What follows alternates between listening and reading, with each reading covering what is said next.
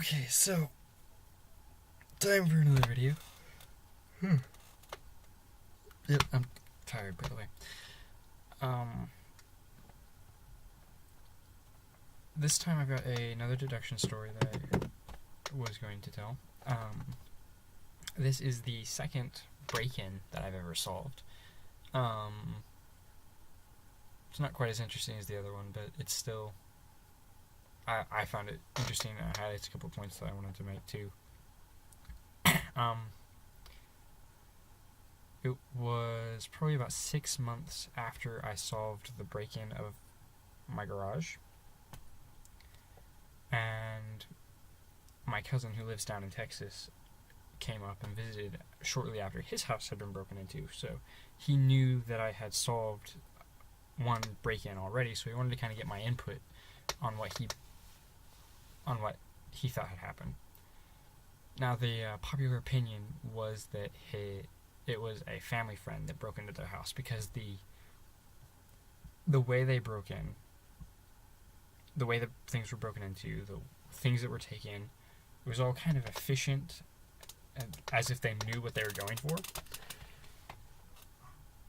But even though they told me that was the popular opinion, that's what the police thought, that's what my cousin and his family thought, is that it was someone that the family knew that had broken in. I didn't let this, as Sherlock Holmes says, it's a capital mistake to theorize before you have all the facts. So I didn't take into consideration their argument right away. I brushed that aside and decided I'd come to my own conclusion about it, which turned out to be the correct course of action. Because I recognized a few things about this case. So he gave me the run-through. I wasn't able to see the break-in myself in person, so I had to rely on my cousin to tell me the details of the break-in. Right away, one of the interesting things that I noticed is that they were willing to go over the back fence and break in through the back door. Now, on one hand, that makes sense because the back fence provides cover, so they wouldn't be seen as easily, but it was also a lot harder and a lot more suspicious to see someone jumping over the back fence in a neighborhood where they would have been seen pretty easily. So it almost made more sense for them to go through the front door. So it tipped me off that there was some reason they were going through the back door first. And I recognized a pattern, an old trick, but I'll get into that in a minute. And then there's the things that they stole, which were all highly valuable items, but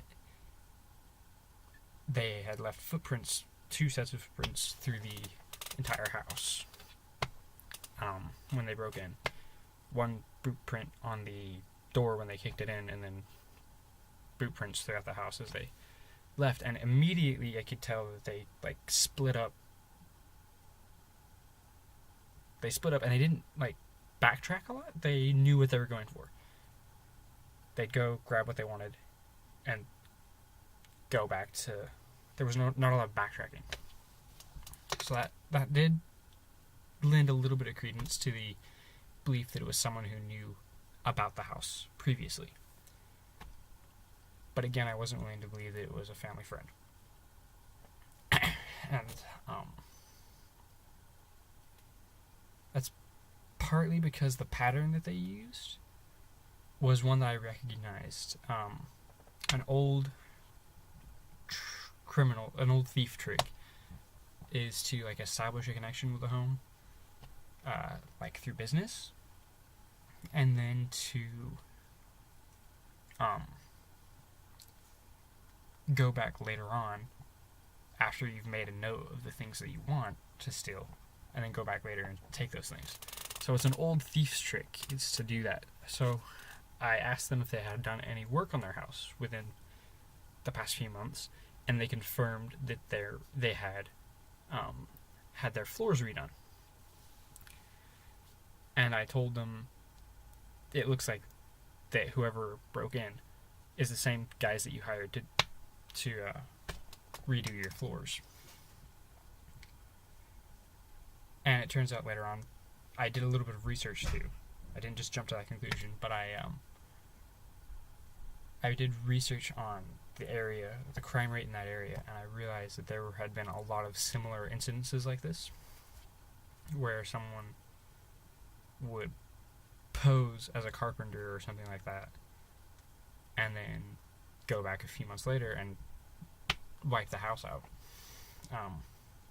So that kind of confirmed my theory to me.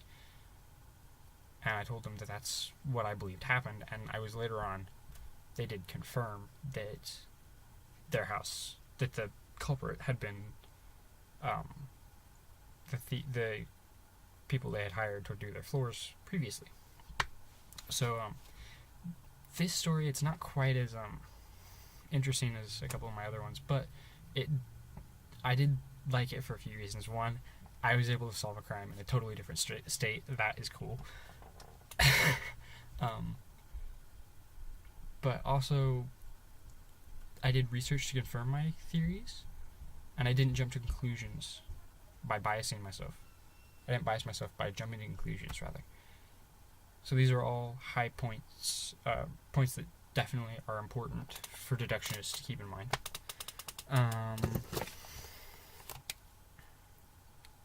That's it for now for this video.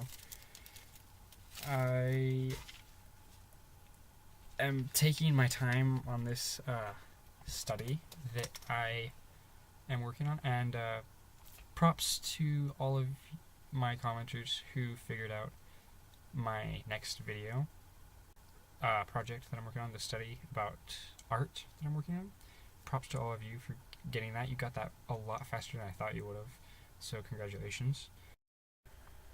And the deductionists that got it were Sherman Singh, Alexandra Zaluja, Midulk Suresh 1123, and Ronald Knox. Sorry if I got any of your names wrong. I'll probably post a list on this side of the bar here somewhere, so that you guys can see all the names that got it. Congratulations to all of you for getting my deduction study correct. I was surprised you got it so quickly. I do have a couple of other stories. I've got 3 more stories after this one that I'm telling today, and then I've run out of stories, so I'll have to figure out what to do after that. Hopefully something else will present itself and I'll have another story to tell you guys. I do have more tip videos on the way as well, and then of course there's the study that I'm working on. So I do have a lot of content still on the way, so stay tuned, and have a good day.